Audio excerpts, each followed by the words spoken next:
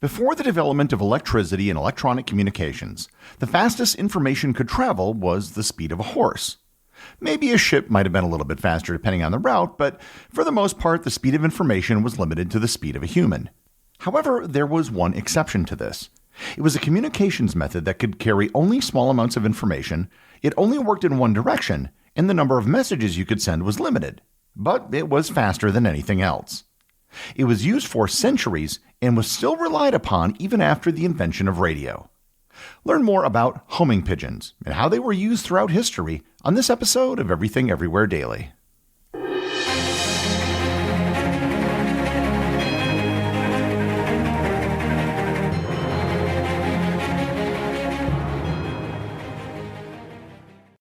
This episode is sponsored by Heaven Hill Bottled and Bond Bourbon.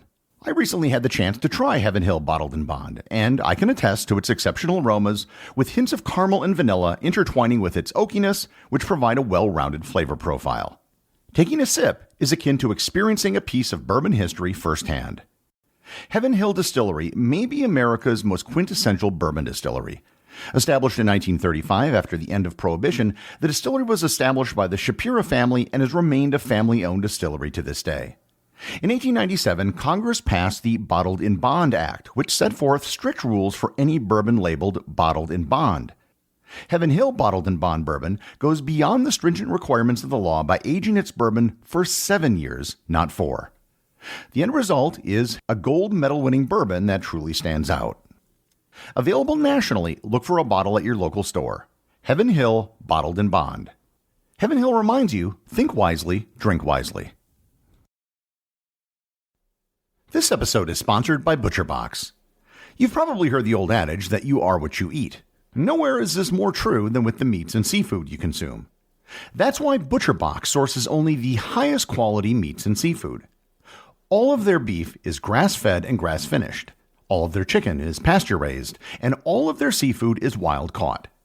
And they do this by finding only the best producers who can meet their high-quality standards.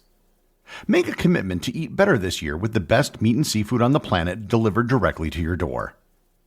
ButcherBox is offering my listeners their choice of a weeknight meal essential: 3 pounds of chicken thighs, 2 pounds of ground beef, or 1 pound of premium steak tips, for free in every order for a whole year. Plus, you get $20 off your first order. Sign up today at butcherbox.com/daily and use code DAILY to choose your free offer and get $20 off.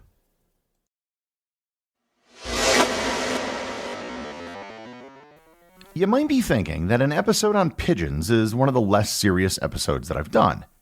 In a world with instantaneous global communications, the idea of sending messages by pigeon seems rather antiquated and maybe even cute. However, I assure you that this is a very serious topic. Homing pigeons once played an incredibly important role, and there are numerous documented cases of these birds saving the lives of thousands of people. So, what are homing pigeons and how exactly do they work? Many but not all birds are migratory. They have an innate sense of direction. Some species of birds are capable of traveling halfway across the globe during their migration and then flying back again later in the year. We don't know exactly how birds are able to navigate such long distances, but it probably has something to do with the Earth's magnetic field. In some species of birds, this navigational ability manifests itself as a homing instinct. Rather than migrating long distances, they're able to find their way back to their nest. One of the birds that can do this is a certain species of domesticated pigeon. The domesticated pigeon might be the world's oldest domesticated bird. It was believed to be domesticated sometime around 10,000 years ago, and it was bred from the rock dove. If you've seen a pigeon out in the wild, what you've probably seen is actually a feral version of the domestic pigeon, which is descended from pigeons that escaped years ago. Domestic pigeons were originally domesticated for food, but at some point, someone realized that some of these pigeons had a special ability. They were able to fly back to their nest regardless of where they were released. As with bird migrations, we aren't totally sure how these pigeons do it, but it's probably a combination of magnetism and landmark identification. It was then realized that short messages could be attached to the legs of these pigeons, enabling them to deliver information rapidly. The pigeons that showed this ability began to be selectively bred with other pigeons, which is how the domesticated homing pigeon was created. The first evidence of using pigeons to send information was approximately 3,500 years ago in ancient Egypt. Pliny the Elder wrote about pigeons being used by the Roman military for communications. The ancient Greeks used pigeons to transmit the results of the ancient Olympic Games.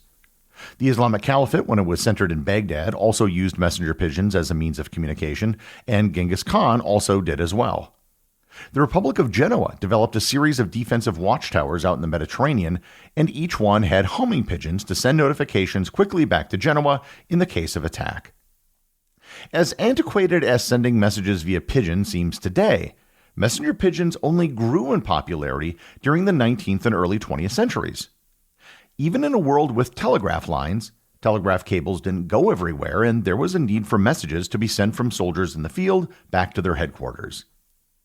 During the Franco-Prussian War, German forces laid siege to Paris and surrounded the city, cutting off all lines of communications. The only communication in or out of the city was by messenger pigeon. During the siege, pigeons carried thousands of messages. And here I should note, because I don't think I've mentioned it yet, that homing pigeons only work one way. Pigeons have a homing instinct, which lets them return to their roost.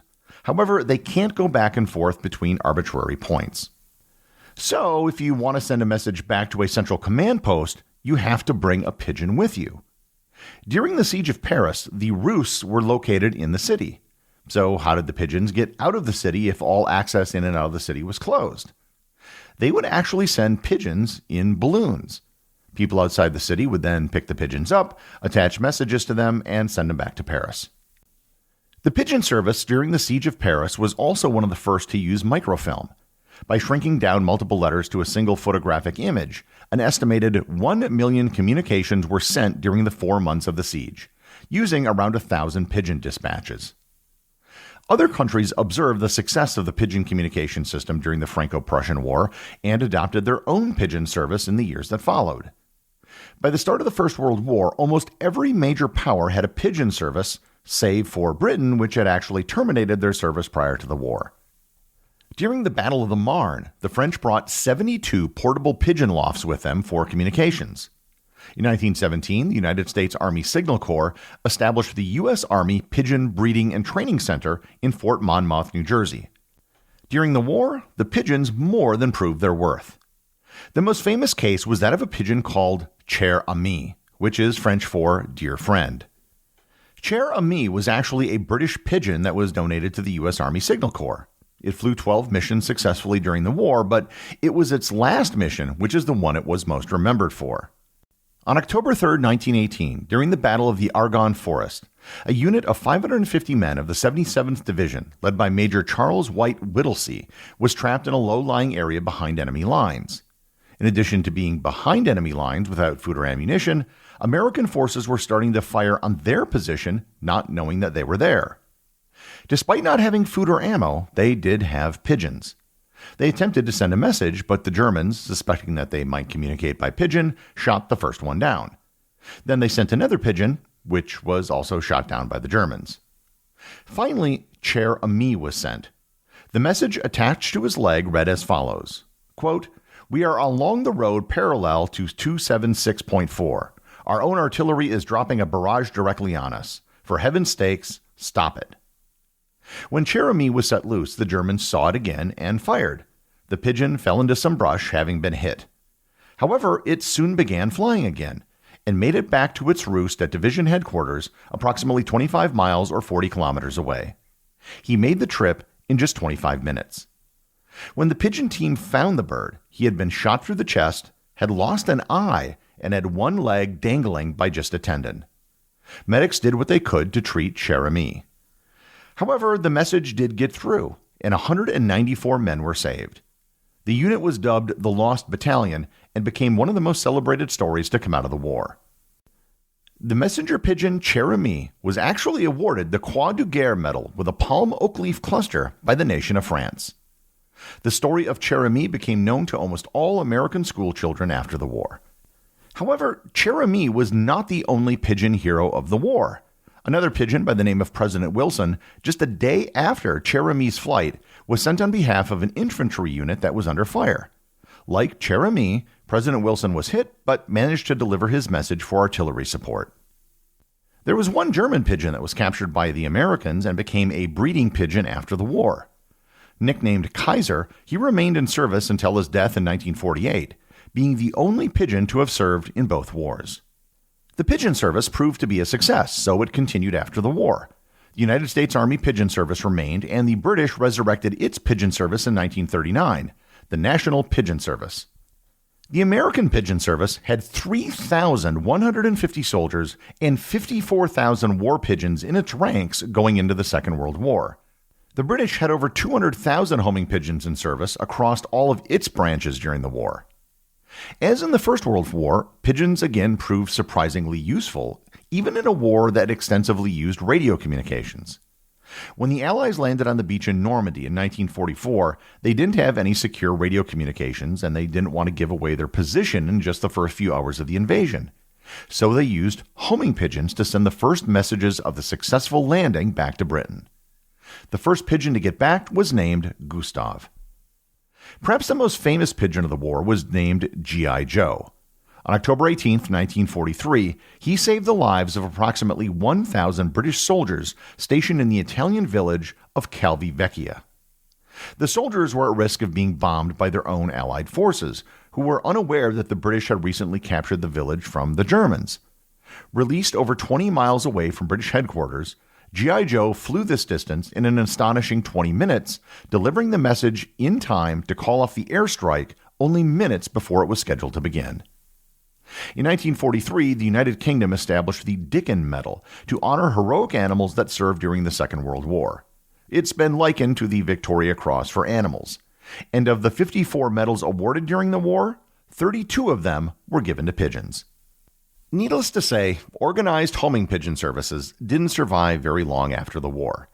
The United States Army Pigeon Service was formally discontinued in 1957, and the British National Pigeon Service was retired in 1945. In a world with cell phones, fiber optic cables, and communication satellites, homing pigeons may seem a bit like an anachronism. However, in 2016, ISIS was caught using pigeons for communications because other modern modes of communication were simply too risky. Today, homing pigeons are raised mostly as a hobby, and some enthusiasts race them in competitions. However, there have been a few people who have wondered if pigeons could work with modern communication systems, or perhaps even compete with them. In 1990, in an April Fool's joke, a proposal submitted to the Internet Engineering Task Force written by Dave Weitzman suggested the creation of what he dubbed IP over Avian Carriers, or IPOAC. In 2001, a user group in Bergen, Norway, actually implemented the IPOAC protocol with pigeons. They sent 9 packets of data over 5 kilometers. And for the record, the network recorded a packet loss ratio of 55% and ping times ranging from 50 to 100 minutes. However, an even better test was conducted in 2023. A YouTuber by the name of Jeff Geerling tested a gigabit internet connection against a pigeon carrying a 3 terabyte USB drive.